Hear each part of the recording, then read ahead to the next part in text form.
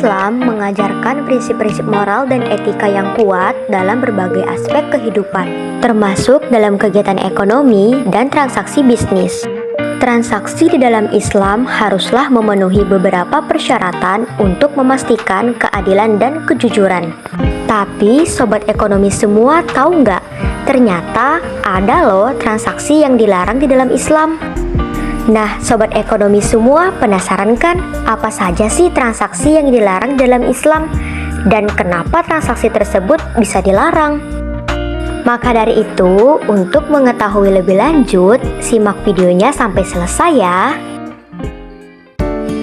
Islam telah memberikan panduan yang jelas dalam bertransaksi agar menghasilkan transaksi yang halal dan thoyyib. Dan sebenarnya Islam juga telah menggariskan jenis-jenis transaksi yang dilarang. Sobat ekonomi semua, sebenarnya transaksi-transaksi yang dilarang di dalam Islam tersebut disebabkan oleh dua faktor. Kedua faktor tersebut dikarenakan haram zatnya atau objek transaksinya dan dikarenakan haram selain zatnya atau cara bertransaksinya. Yang pertama, suatu transaksi dilarang dikarenakan barang maupun jasa yang ditransaksikan itu merupakan objek yang dilarang atau haram dalam hukum agama Islam. Contohnya seperti memperjualbelikan alkohol, bangkai, babi, narkoba, organ manusia, dan lain sebagainya yang diharamkan di dalam hukum agama Islam. Yang kedua, suatu transaksi dilarang dikarenakan ada masalah pada proses atau cara transaksinya yang tidak dibenarkan di dalam hukum Islam. Nah, sobat ekonomi semua, proses ataupun cara yang dilarang di dalam agama Islam tersebut terbagi lagi menjadi beberapa bagian. Yang pertama yaitu maisir. Maisir jika diartikan secara bahasa, ia berarti perjudian. Jika di dalam konteks transaksi, maisir ini mengacu pada segala bentuk transaksi yang bergantung pada untung-untungan atau spekulasi yang berlebihan. Lantas, mengapa maisir ini dilarang di dalam Islam? Sobat ekonomi semua, Islam melarang maisir dikarenakan maisir ini mengandung unsur ketidakadilan dan eksploitasi, di mana satu pihak akan mendapatkan keuntungan tanpa usaha yang nyata, sementara pihak lain bisa mengalami kerugian yang besar. Nah, ini dia contoh praktik maisir yang sobat ekonomi semua harus tahu. Yang pertama, perjudian. Sobat ekonomi semua tentu sudah tidak asing lagi bukan dengan yang namanya perjudian. Jadi, segala bentuk perjudian atau taruhan yang melibatkan uang atau harta benda ini dilarang hukumnya di dalam Islam, seperti judi kartu, dadu, dan sebagainya. Yang kedua, termasuk lotre dan undian berhadiah. Nah, sobat ekonomi semua, di sini masih ada nggak yang belum tahu kalau ternyata lotre maupun undian berhadiah ini termasuk ke dalam transaksi yang dilarang di dalam Islam loh. Pembelian tiket undian dengan harapan memenangkan hadiah besar juga termasuk dalam maisir, dikarenakan ia bergantung pada sebuah keberuntungan. Yang ketiga adalah game online dengan konsep taruhan. Nah, sobat ekonomi semua yang hobi bermain game online harus lebih hati-hati lagi ya, dikarenakan game online ini bisa termasuk ke dalam maisir loh. Game online yang dimaksud tersebut adalah game online yang memungkinkan pemain untuk berpartisipasi dalam permainan taruhan dan memenangkan sebuah hadiah. Contohnya seperti high domino. Hayo, sobat ekonomi semua di sini, ada nggak yang masih bermain atau ingin memulai permainan high domino ini? Jangan ya, dikarenakan high domino ini ternyata termasuk ke dalam konsep maisir loh, yaitu transaksi yang dilarang di dalam hukum Islam. Konsep yang kedua yaitu gharar. Gharar secara bahasa diartikan sebagai tipu daya atau tipu muslihat, yaitu suatu penampakan yang menimbulkan kerugian atau sesuatu yang tampak menyenangkan namun nyatanya menimbulkan kebencian. Maka dapat kita tarik kesimpulan bahwa gharar adalah suatu bentuk transaksi atau tindakan yang mengandung unsur ketidakpastian, dan ketidakpastian itu akan menimbulkan kemungkinan pihak-pihak yang dirugikan. Islam melarang gharar dikarenakan di dalamnya mengandung unsur ketidakadilan baik bagi pembeli maupun penjual. Oleh karena itu, gharar dapat diklasifikasikan menjadi dua bentuk. Yang pertama adalah kecurigaan bahwa ada hal-hal antara yang dapat dicapai atau tidak. Kedua, bentuk yang tidak diketahui dari segi sifat, ukuran, dan sejenisnya. Jadi, apa aja sih bentuk-bentuk transaksi yang di dalamnya mengandung unsur gharar? Ada nih beberapa contoh yang bakal aku sebutin dan sobat ekonomi semua harus tahu. Contoh sederhananya seperti penjualan ikan di laut atau penjualan buah yang masih di atas pohon.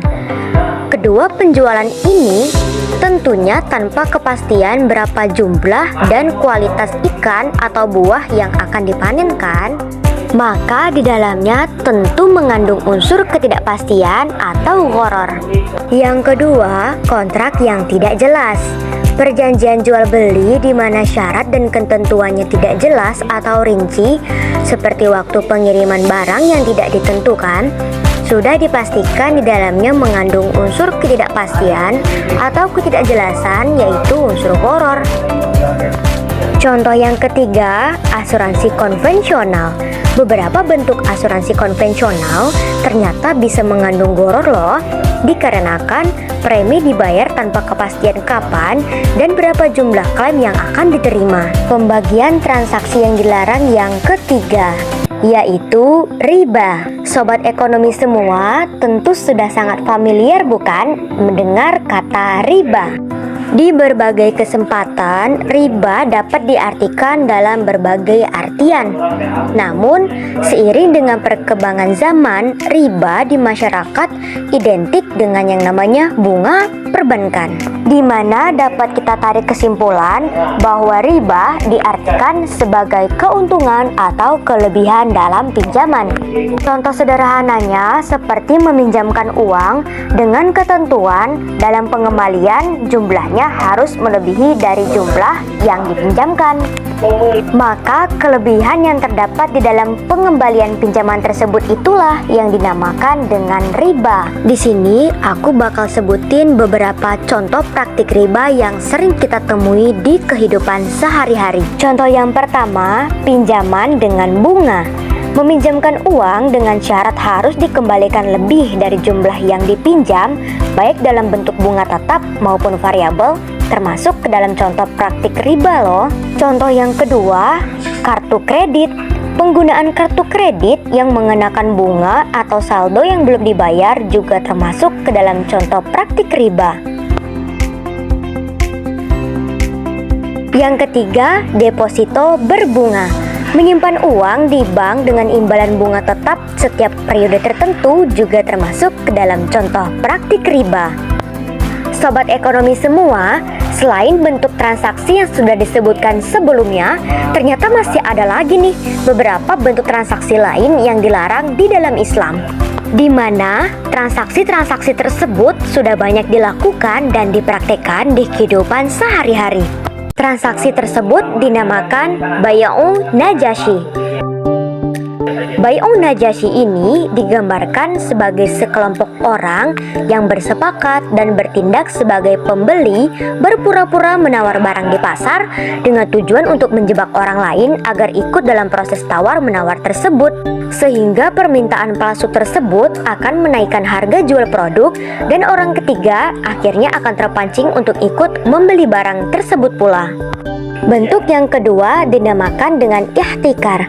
Ihtikar adalah kegiatan menumpuk barang ataupun jasa yang diperlukan masyarakat dan kemudian si pelaku akan mengeluarkannya sedikit demi sedikit dengan harga jual yang lebih mahal dari harga biasanya, dengan tujuan untuk mendapatkan keuntungan lebih cepat dan lebih banyak, sehingga akan memaksa para konsumen yang membutuhkan barang tersebut untuk membeli dengan harga yang jauh lebih mahal akibat kelangkaan tersebut.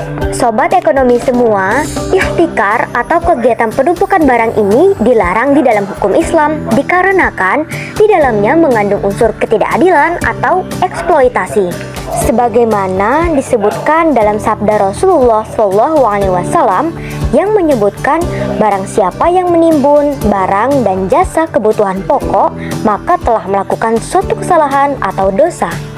Selanjutnya bentuk yang ketiga, yaitu dinamakan dengan tolaki al-jalab atau tolaki rukban. Yang dinamakan dengan tolaki al-jalab atau tolaki rukban adalah sebagian pedagang yang menyongsong kedatangan barang dari tempat lain dari orang yang ingin berjualan di negerinya, lalu ia menawarkan harga yang lebih rendah atau jauh dari harga di pasar, sehingga barang para pedagang di luar negeri itu dibeli sebelum masuk ke pasar dan sebelum mereka mengetahui harga sebenarnya. Jual beli seperti ini diharamkan menurut jumhur mayoritas ulama dikarenakan adanya pengelabuan. Namun sobat ekonomi semua, jika jual beli semacam ini tidak mengandung bahaya maupun kerugian atau tidak adanya tindak penipuan atau pengelabuan, maka jual beli tersebut sah-sah saja karena hukum itu berkisar antara ada atau tidaknya illah, yaitu sebab pelarangan. Bentuk yang selanjutnya dinamakan riswah. Riswah ini jika diartikan dalam bahasa ialah pemberian yang diberikan kepada seseorang agar mendapatkan kepentingan tertentu. Sedangkan menurut istilah, riswah berarti pemberian yang bertujuan untuk membatalkan yang benar atau untuk menguatkan dan memenangkan yang salah. Dari definisi tersebut, ada dua sisi yang saling terkait dalam masalah riswah ini, yaitu al-rashi atau penyuap dan al-murtashi atau penerima suap, di mana dua-duanya sama-sama diharamkan dalam Islam menurut kesepakatan para ulama. Bahkan perbuatan tersebut dapat dikategorikan dalam kelompok dosa besar loh. Hukum Islam melarangkan riswah atau suap ini dikarenakan di dalamnya mengandung unsur ketidakadilan, unsur kebohongan, bahkan unsur kezoliman. Nah, sobat ekonomi semua, itulah tadi beberapa bentuk, jenis maupun contoh dari transaksi-transaksi yang dilarang di dalam hukum Islam. Penting untuk diingat bahwa larangan-larangan ini didasarkan pada prinsip-prinsip syariah di dalam Islam. Kita sebagai umat muslim yang melakukan transaksi sebagai kegiatan sehari-hari diharapkan dapat mematuhi larangan-larangan ini agar transaksi yang kita lakukan sesuai dengan ajaran dan hukum agama Islam. Nah, sobat ekonomi semua, sebagai pelaku ekonomi yang cerdas, bijak-bijaklah dalam melakukan transaksi.